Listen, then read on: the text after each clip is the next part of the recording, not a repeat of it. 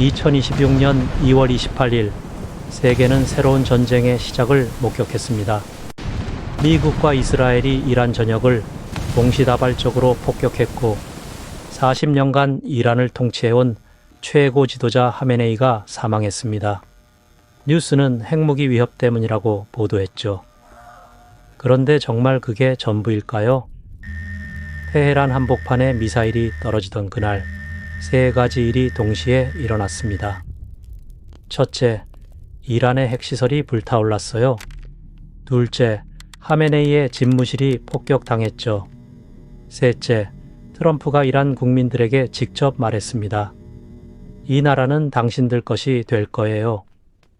이건 단순한 군사작전이 아니었습니다. 정권 교체를 노린 전면전이었죠.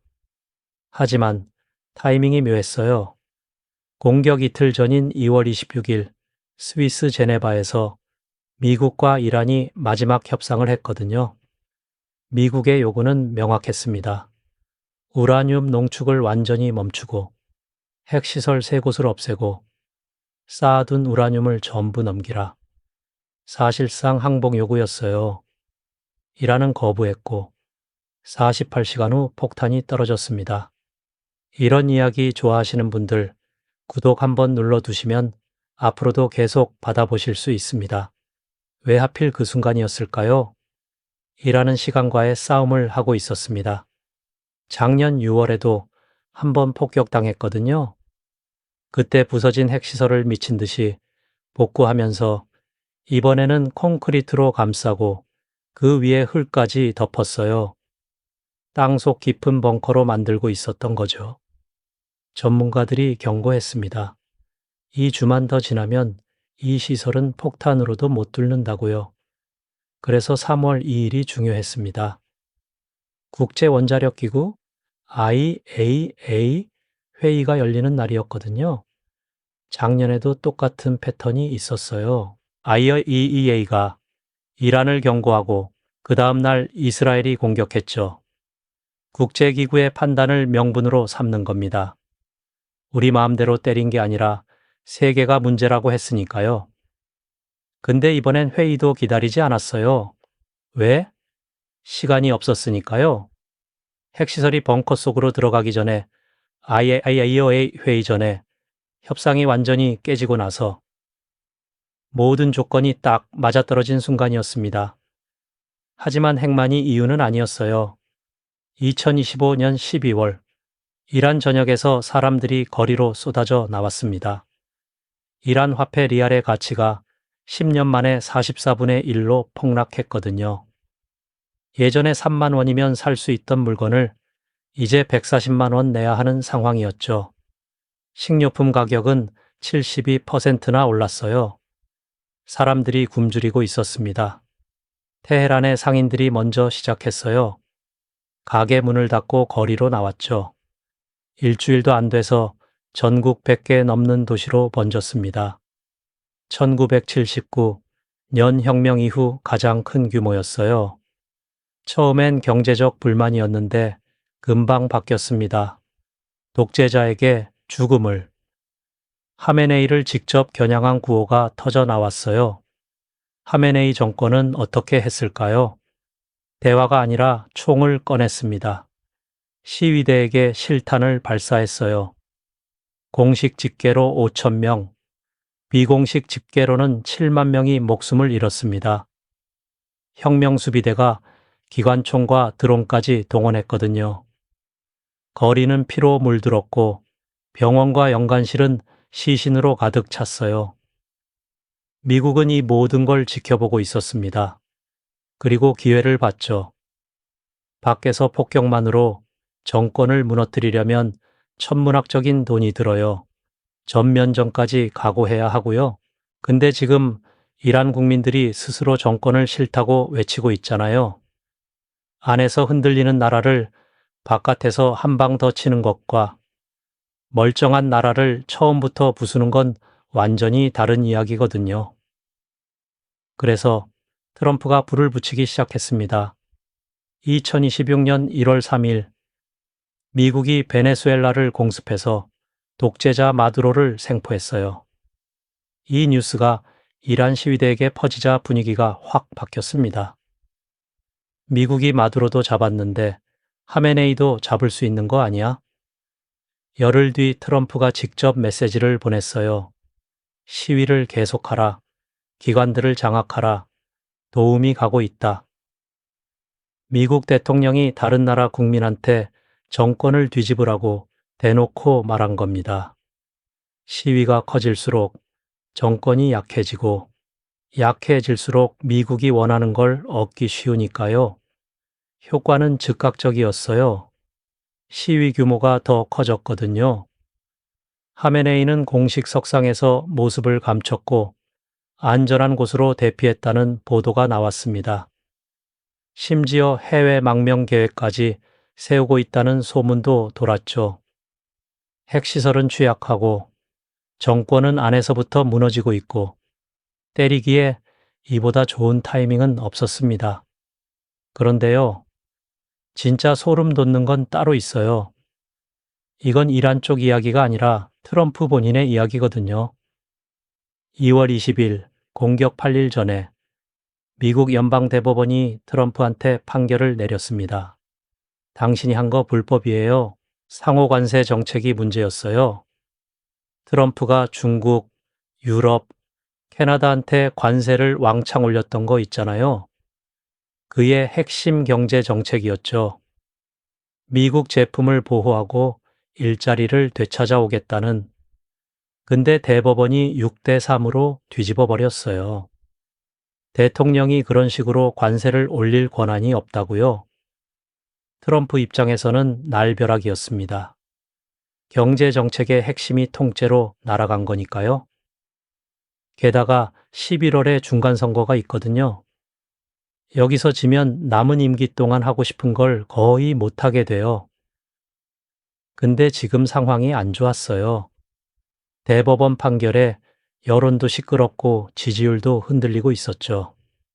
그런데 대법원 판결이 나온 게 2월 20일이에요. 그날 몇 시간 만에 트럼프가 기자들한테 뭐라고 했는지 아세요? 이란에 대한 제한적 공격을 고려 중이다. 몇 시간이에요. 대법원한테 뒤통수 맞은 바로 그날, 갑자기 이란 공격 이야기를 꺼낸 겁니다. 미국 언론과 전문가들 사이에서 바로 나온 말이 있습니다. 꼬리가 개를 흔든다. 원래 개가 꼬리를 흔들잖아요. 근데 거꾸로 된 거예요. 정치에서 이 말이 뭘 의미하냐면요. 대통령이 국내에서 위기에 빠지면 일부러 해외에서 전쟁을 일으켜서 국민들 관심을 돌린다는 뜻입니다. 생각해 보세요. 뉴스가 매일 트럼프 관세 위법 판결, 중간 선거 위기, 이런 이야기로 도배되고 있었는데 갑자기 미국이 이란을 폭격했다가 터지면 어떻게 될까요? 모든 뉴스가 이란으로 바뀌잖아요. 관세 판결은 뒷전이 되는 거예요. 그리고 전쟁이 터지면 또 하나 변하는 게 있어요. 국민들이 대통령 뒤로 뭉쳐요. 지금 나라가 전쟁 중인데 대통령을 욕할 때가 아니지. 이런 심리가 생기거든요. 역대 미국 대통령들이 위기 때마다 써먹던 방법입니다. 타이밍이 너무 정확했어요. 대법원 판결 8일 후, 중간선거 9개월 전, 지지율이 바닥일 때, 딱 이 순간에 이란 폭격이 터진 겁니다. 공식적으로는 핵 위협 때문이라고 하죠. 맞는 말이에요. 근데 퍼즐 조각이 너무 깔끔하게 맞아떨어져요. 핵시설 타이밍, 이란 내부 시위, 협상 결렬, 대법원 판결, 선거 일정. 하나하나는 우연일 수 있어요. 근데 전부 다 동시에요. 여기서 끝이 아닙니다. 이 공격 뒤에는 훨씬 더 큰 그림이 숨어 있거든요. 트럼프한테는 전쟁이 두 개가 있어요. 러시아 우크라이나 전쟁, 그리고 중동. 근데 이 두 전쟁을 대하는 태도가 정반대예요. 러시아 전쟁은 끝내고 싶어 해요. 취임 전부터 24시간 안에 끝내겠다고 했을 정도로요. 왜 끝내려고 할까요? 우크라이나 전쟁은 바이든 때 시작됐잖아요. 바이든 정부가 수백억 달러를 쏟아부었고요. 트럼프 입장에서는 이 전쟁이 끝나야 파헤칠 수 있어요. 바이든이 국민 세금을 남의 나라 전쟁에 낭비했다. 그 돈이 민주당 방산업체로 흘러갔다. 이런 식으로 공격할 카드가 되거든요. 전쟁이 계속되면 지금 전쟁 중인데 그런 이야기 하냐고 넘어가 버리니까요. 끝내야 중간 선거에서 써먹을 수 있는 겁니다. 러시아 전쟁은 끝내는 게 이득이에요. 근데 중동은 정반대입니다. 2월 20일 대법원이 상호 관세를 뒤집었잖아요. 트럼프 경제 정책의 핵심이 날아간 거예요. 내가 경제를 잘하고 있다는 걸 보여줄 새로운 카드가 절실했습니다. 중동이 딱 그 카드가 될 수 있거든요. 어떻게 되는지 따라가 보세요. 이란이라는 위협이 존재하면 중동 나라들이 불안해져요. 사우디아라비아, UAE. 이 같은 나라들이 우리도 방어해야 한다면서 미국한테 무기를 사죠. 전투기, 미사일, 방어 시스템, 군함. 수십조 원어치가 왔다 갔다 하는 장사예요. 근데 여기서 끝이 아닙니다. 이 무기를 누가 만드냐가 중요해요. 미국 공장에서 만들잖아요. 트럼프가 지금 골든이라는 미사일 방어 시스템을 추진하고 있는데요. 미국 본토를 미사일로부터 지키는 거대한 방패예요. 이걸 만드는 공장이 어디에 세워지냐면 펜실베이니아, 미시간 같은 곳이에요. 이 지역 이름 기억하세요. 미국 선거에서 승패를 가르는 경합주거든요. 선거 때마다 어디로 갈지 모르는 동네들이에요. 여기에 공장이 들어서면 일자리가 생기고, 일자리가 생기면 그 지역 사람들이 표를 줘요. 11월 중간선거에서 트럼프한테 가장 필요한 게 바로 이 표입니다. 아직 끝이 아니에요. 골든을 미국 혼자 돈 내고 만드는 것도 아니거든요. 캐나다한테 분담금을 요구했는데 그 금액이 600억에서 700억 달러예요. 한국 돈으로 80조에서 95조 원입니다. 이란 같은 나라가 미사일을 쏠 수 있으니까 방어 시스템이 필요하다. 근데 너네도 보호받으니까 돈 내라. 이런 논리가 성립하려면 이란이라는 위협이 계속 살아 있어야 돼요. 흐름이 보이시죠? 이란이라는 적이 있으면 중동 나라들이 무기를 사고 그 무기를 만드는 공장이 경합주에 세워지고 일자리가 생기고 표가 되고 동시에 안보 비용을 다른 나라한테 떠넘길 수도 있어요. 하나의 톱니바퀴가 다음 톱니바퀴를 돌리는 구조입니다. 하나 더 있어요. 전쟁이 터지면 의회에서 돈을 따내기도 쉬워져요. 평소에는 국방비가 너무 많다고 반대하는 의원들도 지금 전쟁 중인데요 라고 하면 막기 어렵거든요. 관세로 못 뽑아낸 예산을 국방안보라는 이름으로 뽑아내는 거예요. 대법원이 관세를 막았으니까 돈을 뽑아낼 다른 통로가 필요했던 겁니다. 그리고 중동이 불안해지면 한 가지 더 생기는 게 있어요. 미국 국채가 잘 팔려요. 국채가 뭐냐면 쉽게 말해서 미국 정부가 나한테 돈 빌려줘, 이자 줄게라고 발행하는 차용증이에요. 세계가 불안해지면 사람들이 그래도 미국이 제일 안전하지라면서 이 국채를 사거든요.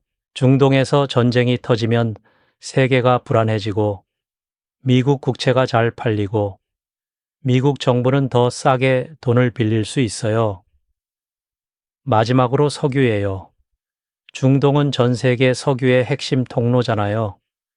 특히 호르무즈 해협이라는 좁은 바닷길이 있는데 전 세계 석유의 상당량이 여기를 통해 오가요. 이란이 바로 이 해협 옆에 있고요. 미국이 중동에서 힘을 유지하면 석유 가격에 영향력을 행사할 수 있는 겁니다. 한마디로 이런 거예요. 관세가 막혔어요.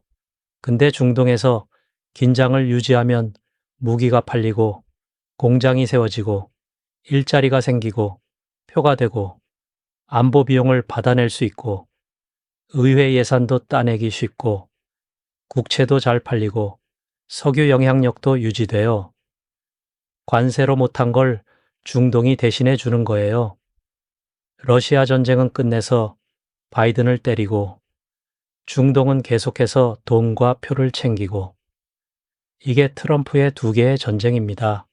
그런데요, 이 이야기가 저 먼 나라 일처럼 느껴질 수도 있는데요. 우리가 이걸 왜 알아야 하는지 꼭 들어보셔야 돼요. 한국이 쓰는 석유 어디서 오는지 아세요? 우리나라가 사와오는 기름의 약 72%가 중동에서 옵니다. 그리고 그 기름이 한국까지 오려면 호르무즈 해협이라는 아주 좁은 바닷길을 지나야 돼요. 가장 좁은 곳이 33km밖에 안 됩니다.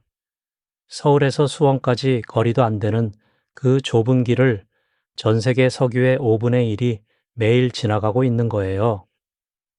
이란이 바로 이 바닷길 옆에 있어요. 이란 해안에서 로켓포를 쏘면 바로 닿을 수 있는 거리거든요. 그래서 이란이 화가 나면 가장 먼저 꺼내는 카드가 이 길 막아 버리겠다입니다. 실제로 작년 6월에 이스라엘이 이란을 폭격했을 때 이란 국회에서 호르무즈 막자는 결의를 내린 적이 있어요. 그날 하루 만에 국제 기름값이 5% 뛰었습니다. 이번에도 똑같은 일이 벌어질 수 있는 거예요. JP 모건이라는 세계적인 금융회사 분석에 따르면 호르무즈 해협이 실제로 막히면 국제 기름값이 배럴당 130달러까지 올라갈 수 있대요. 지금 기름값이 대략 70달러 정도인데 거의 2배 가까이 뛰는 겁니다. 물론 당장 내일 기름이 끊기는 건 아니에요. 한국은 정부랑 민간을 합쳐서 약 201분의 비축유를 가지고 있거든요. 석유업계에서도 7개월치 비축분이 있으니 당장 걱정할 상황은 아니다라고 했어요. 하지만 동시에 이런 경고도 나왔어요. 전 세계 석유의 20%가 막혀버리면 1970년대 오일 쇼크 같은 상황이 올 수도 있다고요. 오일 쇼크가 뭐냐면 50년 전에 중동 전쟁 때문에 석유가 안 들어오면서 전 세계 경제가 흔들렸던 사건이에요. 한국도 그때 엄청난 타격을 받았거든요. 그때나 지금이나 우리는 여전히 중동 기름에 많이 기대고 있어요. 근데 비축유가 있다고 안심할 문제가 아닌 게 기름값이 오르면 우리 일상이 직격탄을 맞거든요. 주유소 가격이 올라요. 지금도 리터당 1,600원대인데 기름값이 2배 뛰면 2,000원을 넘길 수도 있는 거예요. 출퇴근에 차를 쓰시는 분들 한 달 주유비가 갑자기 수십만 원 더 나가는 겁니다. 근데 주유소만의 문제가 아니에요. 택배비가 올라요. 공장에서 물건 만드는 비용도 올라요. 그러면 마트에서 파는 물건 가격도 올라요. 라면값, 과자값, 전기요금까지 내 월급은 그대로인데 모든 게 비싸지는 거예요. 여기서 하나 더요. 세계가 불안해지면 사람들이 달러를 삽니다. 그래도 미국 돈이 제일 안전하지라는 심리 때문이에요. 달러가 비싸지면 원화 가치가 떨어져요. 환율이 올라가는 거죠. 환율이 오르면 뭐가 문제냐? 우리가 바깥에서 사오는 모든 것이 더 비싸져요. 석유도, 밀가루도, 반도체 장비도. 물가가 이중으로 올라가는 구조가 되는 겁니다. 주식이나 투자하시는 분들은 이미 느끼고 계실 거예요. 이런 뉴스가 터지면 시장이 흔들려요. 어디로 튈지 아무도 모르는 불확실성. 투자하시는 분들이 가장 싫어하는 게 바로 그거잖아요. 그래서 이 이야기가 남의 나라 이야기가 아닌 거예요. 트럼프의 계산, 이란의 핵, 시위대의 분노, 대법원의 판결. 이 모든 것들이 결국 우리 주유소 가격, 마트 장바구니, 내 통장에 연결돼 있는 겁니다. 근데요, 지금 벌어지고 있는 일이 여기서 끝이 아니에요. 이란은 당하고만 있지 않았거든요. 2월 28일 미국과 이스라엘이 공습을 시작한 직후 이란은 즉각 방역에 나섰어요. 카타르, UAE, 바레인에 있는 미군 기지 여러 곳에 미사일을 쏘기 시작했습니다. 이스라엘은 국가 비상사태를 선포하고 영공을 폐쇄했어요. 수도 텔아비브 상공에서 아이언돔이라는 방공망이 작동하면서 폭발음이 들렸고요. 이란 고위 관계자는 뭐라고 했냐면 레드라인은 없다. 중동 내 모든 미국과 이스라엘 자산은 이제 합법적인 공격 목표다. 이렇게 선언했어요. 이스라엘 공군은 24시간 동안 이란 31개 주 중 24개 주에 걸쳐 1200발 이상의 탄약을 투하했다고 밝혔습니다. 이란 혁명수비대는 미군이 주둔한 중동의 27개 기지와 이스라엘 군사시설에 대한 공격을 개시했다고 발표했고요. 그러니까 지금 중동 전체가 전쟁터가 되고 있는 거예요. 여기서 제일 소름 돋는 게 뭐냐면요. 공습으로 민간인 피해도 속출하고 있다는 겁니다. 미나브라는 도시에서는 여학생 초등학교가 폭격을 맞았어요.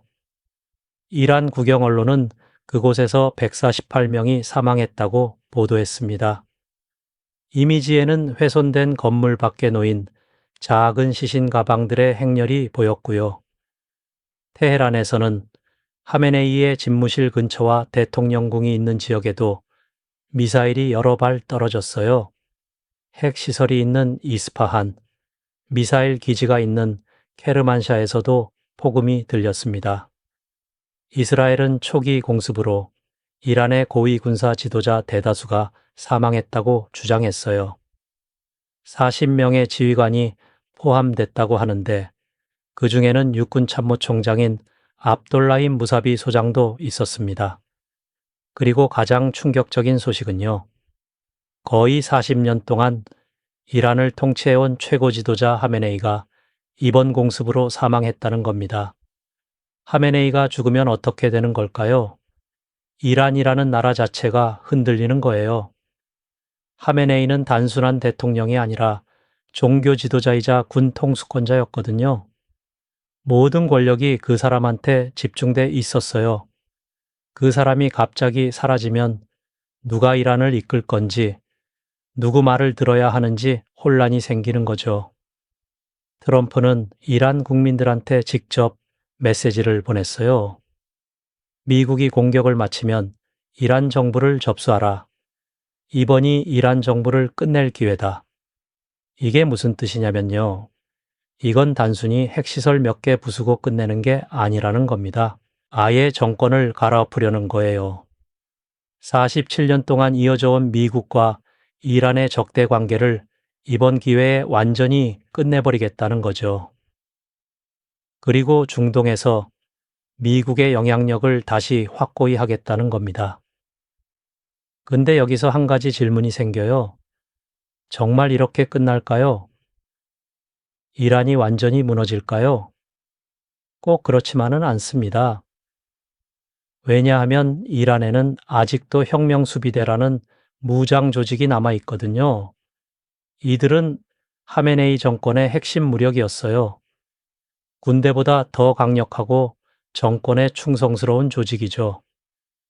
지도자가 죽었다고 해서 이 조직이 갑자기 사라지는 건 아니에요. 오히려 복수를 외치며 더 강경하게 나올 수도 있습니다. 실제로 이란은 방역을 멈추지 않고 있어요. 미군 기지들을 계속 공격하고 있고 이스라엘을 향한 미사일 발사도 이어지고 있습니다. 중동 전역이 거대한 화약고가 된 거예요. 여기서 한 가지 위험한 시나리오가 있어요. 이란이 마지막 카드를 꺼낼 수 있다는 겁니다. 바로 호르무즈 해협 봉쇄예요. 아까 말했죠. 전 세계 석유의 20에서 30%가 이 좁은 바닷길을 통과한다고요. 이란이 여기에 기뢰를 설치하거나 선박을 침몰시키면 어떻게 될까요? 석유 수송이 완전히 마비되는 겁니다. JP 모건은 그렇게 되면 유가가 배럴당 130달러까지 치솟을 거라고 예측했어요. 지금이 70달러 정도니까 거의 2배가 되는 거죠. 그런데 문제는 단순히 가격만이 아니에요. 석유가 아예 안 들어온다는 게 더 큰 문제거든요. 한국은 석유의 72%를 중동에서 수입하고 있어요. 호르무즈가 막히면 그 기름이 끊기는 겁니다. 물론 우리에게 200일치 비축유가 있다고 했죠. 하지만 200일이 지나면요. 그리고 전 세계가 동시에 석유 부족에 시달리면 비축유를 풀어도 가격은 계속 오를 수밖에 없어요. 1970년대 오일 쇼크 때를 떠올려 보세요. 그때도 비축유가 있었지만 경제는 무너졌거든요. 왜냐하면 석유라는 건 단순히 자동차에 넣는 연료가 아니기 때문이에요. 플라스틱도 석유로 만들어요. 비료도, 의약품도, 화장품도. 석유 없이는 현대 문명 자체가 돌아가지 않는 구조거든요. 그래서 호르무즈 봉쇄는 단순한 경제 위기가 아니라 생존의 문제가 되는 겁니다. 이란도 그걸 알아요. 그래서 궁지에 몰리면 이 카드를 꺼낼 가능성이 높습니다. 근데 트럼프는 왜 이런 위험을 감수하면서까지 이란을 때린 걸까요? 앞서 말한 이유들도 있지만 하나 더 있어요. 바로 시간이었습니다. 트럼프는 지금 시계와 싸우고 있거든요. 중간 선거가 9개월 앞으로 다가왔어요. 지금 성과를 내지 못하면 선거에서 질 수 있고 지면 남은 임기 동안 아무것도 못하게 됩니다. 그러니까 지금 아니면 안 되는 거예요. 대법원이 관세를 막았으니 다른 방법으로 경제를 살렸다는 걸 보여줘야 하고 외교적 성과도 필요했어요.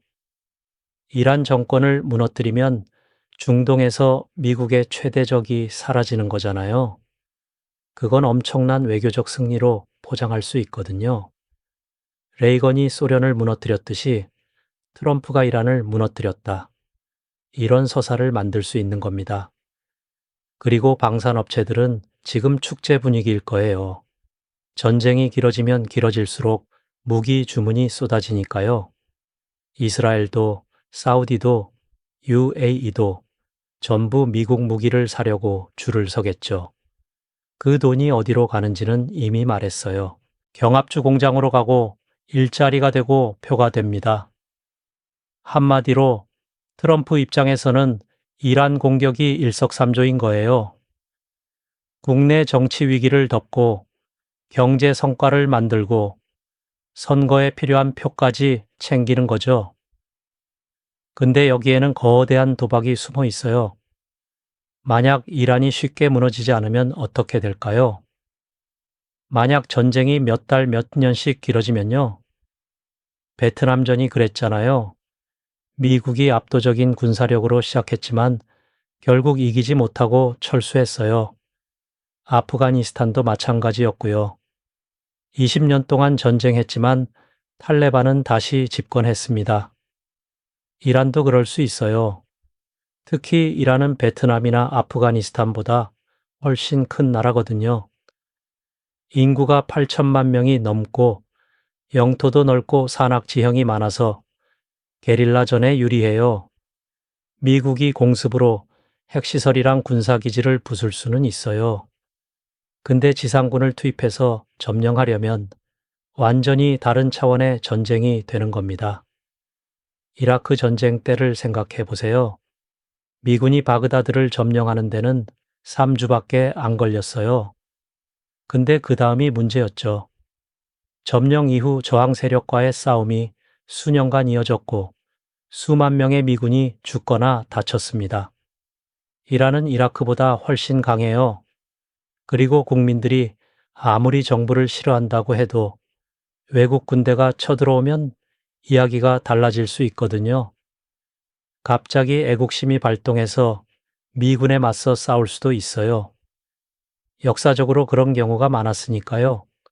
그래서 지금 트럼프가 하고 있는 건 엄청난 도박입니다.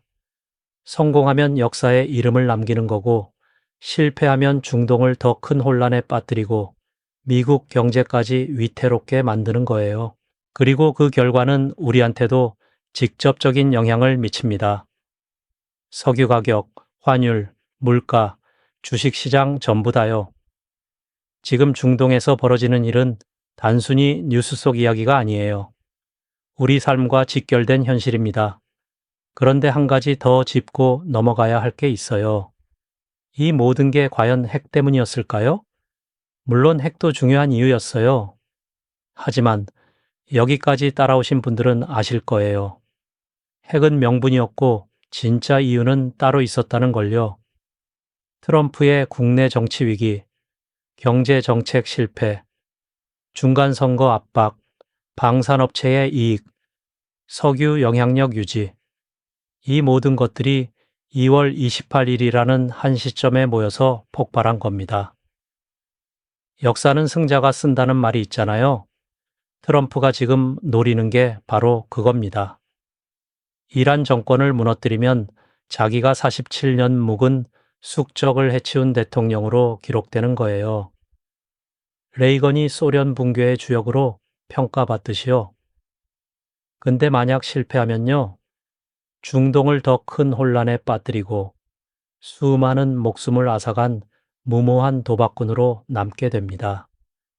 지금 이란은 방역하고 있어요. 중동 전역의 미군 기지 27곳을 동시에 공격했거든요. 바레인, UAE, 카타르, 쿠웨이트 곳곳에서 폭발이 일어났어요. 이란 고위 관료는 레드라인은 없다고 선언했습니다. 중동의 모든 미국 자산이 타겟이라는 뜻이에요. 여기서 무서운 건 예측 불가능성이에요. 전쟁은 계획대로 흘러가지 않거든요. 작은 실수 하나가 걷잡을 수 없는 확전으로 이어질 수 있어요. 이란이 호르무즈를 봉쇄하면 전 세계 석유의 20%가 끊깁니다. 이란의 동맹국들이 개입하면 러시아와 중국이 어떻게 반응할까요? 중동 전체가 전쟁터가 되면 누가 통제할 수 있을까요?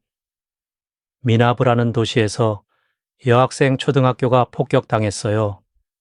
148명이 죽었습니다. 작은 시신 가방들이 줄지어 놓인 사진이 전 세계로 퍼졌어요. 트럼프는 군사 시설만 타겟으로 삼았다고 했지만 전쟁에서 민간인 피해는 피할 수 없거든요. 폭탄은 지도를 보고 떨어지지 않으니까요. 그리고 하메네이가 죽었어요. 거의 40년간 이란을 지배한 최고 지도자가 사라진 겁니다. 미국과 이스라엘 입장에서는 엄청난 성과죠. 근데 이게 끝이 아니에요. 권력 공백이 생기면 그 자리를 누가 차지하느냐가 문제거든요. 이란 내부에서는 지금 두 가지 흐름이 충돌하고 있어요. 하나는 시위대예요. 거리로 쏟아져 나온 수백만 명의 사람들이 정권 교체를 외치고 있죠. 트럼프가 원하는 시나리오가 바로 이거예요. 시위대가 정부 청사를 점령하고 새 정부를 세우는 거요. 근데 다른 한쪽에는 혁명 수비대가 있어요. 이란 군부의 핵심 세력이죠. 이들은 지난 몇 달간 시위대를 무자비하게 진압해 왔어요. 7만 명을 죽인 조직이거든요. 이들이 권력을 내려놓을 리가 없어요. 오히려 더 강경하게 나올 가능성이 높습니다. 그래서 지금 이란은 내전 직전까지 갈 수 있어요. 시위대와 군부가 충돌하고 각 지역이 쪼개지고 무장 세력들이 난립하는 거죠. 시리아가 그랬잖아요. 독재 정권이 무너지면서 10년 넘게 내전이 이어졌고 수십만 명이 죽었어요. 이란도 그렇게 될 수 있습니다. 그리고 난민이 생깁니다. 8천만 명이 사는 나라에서 전쟁이 터지면 수백만 명이 국경을 넘을 거예요. 터키로, 파키스탄으로, 유럽으로요. 2015년 시리아 난민 사태 기억하시죠? 그때 유럽 전체가 혼란에 빠졌잖아요. 이란 난민은 그것보다 훨씬 큰 규모가 될 겁니다. 한국도 영향을 받아요. 당장 석유 가격이 치솟으면 우리 경제가 직격탄을 맞거든요. 물가가 오르고 금리 인하가 멈추고 환율이 요동치면 서민들 삶이 더 팍팍해지는 거예요. 주식시장도 출렁일 겁니다. 1973년 오일 쇼크 때 S&P 500이 43% 폭락했어요. 지금도 똑같은 일이 벌어질 수 있어요. 투자하시는 분들은 이미 느끼고 계실 거예요. 중독 뉴스 하나에 시장이 어떻게 흔들리는지요. 트럼프는 지금 역사적 도박을 하고 있습니다. 성공하면 중동의 판도를 완전히 바꾸고 자기 이름을 역사에 새기는 거고요. 실패하면 세계 경제를 위기로 몰아넣고 수많은 생명을 앗아간 책임을 지게 되는 겁니다. 근데 여기서 우리가 놓치면 안 되는 게 있어요. 이 모든 결정이 소수의 사람들 손에 달려 있다는 거예요. 트럼프 한 명의 판단으로 전쟁이 시작됐고 수십만 명의 운명이 바뀌었어요. 민주주의 국가에서 국민이 모르는 사이에 전쟁이 터진 겁니다. 우리는 뉴스를 볼 때 표면만 봐서는 안 돼요. 핵위협이라는 명분 뒤에 정치적 계산이 있고 경제적 이해관계가 얽혀 있고 선거 전략이 숨어 있다는 걸 알아야 합니다. 누가 이득을 보는지, 돈이 어디로 흐르는지, 왜 하필 이 타이밍인지 물어봐야 해요.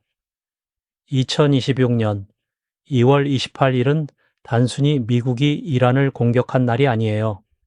수십 년간 쌓인 갈등, 국내 정치 위기, 경제적 계산, 군사산업의 이익이 한 점에서 만난 순간이었습니다. 그리고 그 폭발은 지금도 계속되고 있어요. 앞으로 몇 주, 몇 달간 중동에서 무슨 일이 벌어질지 아무도 몰라요. 이란이 무너질 수도 있고 장기전으로 갈 수도 있고 예상치 못한 방향으로 튈 수도 있어요. 확실한 건 하나예요. 이 이야기는 아직 끝나지 않았고 결말은 우리 모두에게 영향을 미칠 거라는 겁니다. 다음번에 중동 뉴스를 보실 때 한 발짝 뒤로 물러서서 생각해 보세요. 왜 지금인지, 누가 이득을 보는지, 진짜 이유는 무엇인지요? 그 질문들이 세상을 이해하는 시작입니다. 세상에는 우연히 터지는 전쟁이 없습니다. 모든 전쟁 뒤에는 반드시 계산이 있어요. 누군가는 이득을 보고 누군가는 희생당하죠. 2026년 2월 28일 우리가 목격한 건 단순한 군사작전이 아니었어요. 핵 위협, 정권 교체, 국내 정치 위기, 경제 정책 실패, 선거 전략, 방산 이익, 서로 다른 퍼즐 조각들이 한 시점에 완벽하게 맞아떨어진 순간이었습니다. 트럼프는 대법원한테 관세 정책을 뒤집어 맞았어요. 중간 선거는 9개월 앞으로 다가왔고 지지율은 바닥을 치고 있었죠. 그 순간 이란이라는 카드가 나타난 겁니다. 핵시설은 2주 후면 폭탄으로도 못 부수는 벙커 속으로 들어갈 판이었고 국민들은 거리로 쏟아져 나와 정권을 흔들고 있었어요. 협상은 결렬됐고 IAEA 회의는 며칠 앞으로 다가왔습니다. 모든 조건이 딱 맞았어요. 지금 아니면 기회가 없었던 거죠. 공격이 시작됐고 하메네이는 죽었어요. 테헤란은 불타올랐고 이란은 방역했습니다. 중동 전체가 화약고가 됐죠. 호르무즈 해협 봉쇄 위협이 현실화되고 있고 유가는 치솟을 준비를 하고 있어요. 그리고 그 영향은 지금 이 순간에도 우리한테 오고 있습니다. 주유소 가격, 마트 장바구니, 환율, 주식시장. 저 멀리 중동에서 터진 폭탄 하나가 결국 내 지갑을 흔드는 거예요. 방산업체들은 주문을 받고 있어요. 경합주에는 공장이 세워질 거고 일자리가 생기고 표가 될 겁니다. 트럼프는 관세로 못 챙긴 걸 전쟁으로 챙기고 있는 거죠. 러시아 전쟁은 끝내서 바이든을 공격하고 중동 전쟁은 계속해서 이익을 뽑아내는 겁니다. 이게 정치의 민낯이에요. 국민은 뉴스로 접하지만 결정은 이미 끝나 있어요. 명분은 나중에 만들어지고 진짜 이유는 숨겨지죠. 앞으로 몇 주 안에 더 많은 일들이 벌어질 겁니다.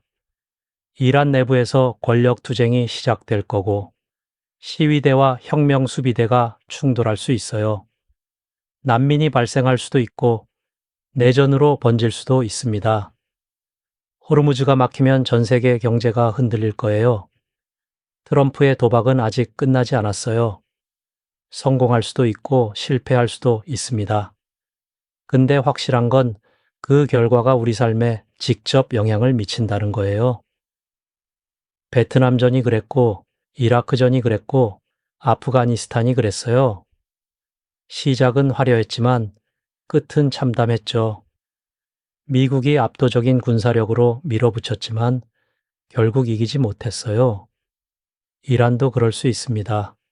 8천만 명이 사는 나라를 공습만으로 무너뜨릴 수는 없거든요. 지상군을 투입하면 완전히 다른 전쟁이 시작되는 거고, 그건 수년간 이어질 수 있어요. 미나부의 초등학교에서 148명이 죽었어요. 작은 시신 가방들이 줄지어 놓였죠. 전쟁의 대가는 항상 무고한 사람들이 치릅니다. 트럼프는 군사시설만 타격했다고 하지만 폭탄은 민간인을 가리지 않아요. 이란 국민들은 하메네이 정권을 싫어했어요. 경제가 무너지고 물가가 치솟고 자유가 억압당했으니까요. 근데 외국 군대가 쳐들어오면 이야기가 달라질 수 있어요. 갑자기 애국심이 발동해서 침략자에 맞서 싸울 수도 있거든요. 역사가 계속 증명해온 패턴입니다. 지금 우리가 봐야 할 건 표면이 아니에요. 핵 위협이라는 명분 뒤에 숨은 진짜 이유들이죠. 정치적 계산, 경제적 이익, 선거 전략, 군산 복합체의 움직임. 이 모든 게 얽혀서 한 방향으로 흘러갔고 그 끝에 전쟁이 있었던 겁니다. 다음번에 뉴스를 보실 때 한 발짝 뒤로 물러나 보세요. 왜 지금인지, 누가 이득을 보는지, 돈은 어디로 흐르는지, 타이밍은 왜 이렇게 정확한지. 그 질문들을 던지는 순간 뉴스가 완전히 다르게 읽히기 시작할 거예요. 세상은 우리가 보는 것보다 훨씬 복잡하게 돌아갑니다. 표면의 이유와 진짜 이유는 다른 경우가 많아요. 공식 발표와 실제 의도 사이에는 거대한 간극이 존재하죠. 2026년 2월 28일은 역사의 한 페이지가 넘어간 날이에요. 근데 그 이야기는 아직 끝나지 않았어요. 앞으로 몇 달, 몇 년간 중동에서 무슨 일이 벌어질지 아무도 몰라요. 확실한 건 하나뿐입니다. 그 결말이 우리 모두에게 영향을 미칠 거라는 거요. 석유 가격이 오르면 우리 생활비가 올라요. 환율이 흔들리면 수입품 값이 뛰어요. 시장이 불안해지면 내 자산이 줄어들어요. 지구 반대편 전쟁이 결국 내 일상을 흔드는 거예요. 정치인들은 국익을 말하지만 실제로는 자기 이익을 챙겨요. 안보를 외치지만 실제로는 선거를 계산하죠. 평화를 말하지만 전쟁으로 돈을 벌어요. 이게 권력의 속성입니다. 우리가 할 수 있는 건 눈을 뜨고 있는 거예요. 명분에 속지 않고 진실을 찾는 거죠. 누가 이득을 보는지 추적하고 돈의 흐름을 따라가는 겁니다. 그게 세상을 이해하는 시작이에요. 이란 전쟁은 핵 때문만이 아니었어요. 트럼프의 정치적 위기, 대법원 판결, 중간선거 압박, 방산업체 이익, 석유 영향력, 모든 게 2월 28일이라는 한 점에서 만났고 폭발했습니다. 그리고 그 파편은 지금도 날아오고 있어요. 앞으로 이런 일은 또 벌어질 겁니다. 다른 나라에서, 다른 이유로, 다른 명분으로요. 근데 구조는 똑같을 거예요. 표면의 이유와 숨겨진 진실, 공식 발표와 실제 의도, 명분과 이익. 항상 그래왔고 앞으로도 그럴 겁니다. 차이는 우리가 그걸 아느냐 모르느냐예요. 속느냐 깨어 있느냐죠. 뉴스를 그대로 받아들이느냐 질문을 던지느냐입니다. 지금 이 순간에도 중동에서는 미사일이 날아가고 있어요. 사람들이 죽고 있고 도시가 파괴되고 있어요. 그리고 어딘가에서는 누군가가 이 상황으로 돈을 벌고 있고 권력을 키우고 있고 선거를 준비하고 있습니다. 세상은 이렇게 돌아가요. 우리가 모르는 사이에 우리가 선택하지 않은 일들이 우리 삶을 바꿔놓는 겁니다.